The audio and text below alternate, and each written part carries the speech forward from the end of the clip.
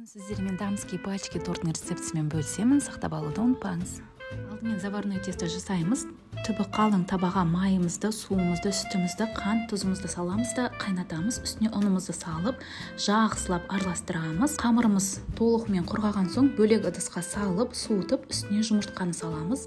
Жұмыртқаларды біртіндеп салып, жақсылап араластырамыз. Бұл тестадан сіз профитроли, эклер жасасаңыз да болады. Қамыр өте жұмсақ болады. Мешокқа салып, противенге жайғастырамыз. Дамский пальчики үшін кез келген форма жарай береді. 170 градуста 40 минут пісіреміз. 40 минутта пешті мүлдем ашпаймыз. Дайын болған кезде ғана алып, суға қоямыз. Креміне кірісеміз. Мен кремі үшін сметана және сгущенканы араластырдым. Печенькамызды батырып, бір-бірінің үстіне қойып, әсемдейміз. Тортымыз дайын. Бұл өте дәмді тортты сіз міндетті түрде жасап көруіңіз керек. Парақшама тіркелуді ұмытпаңыз.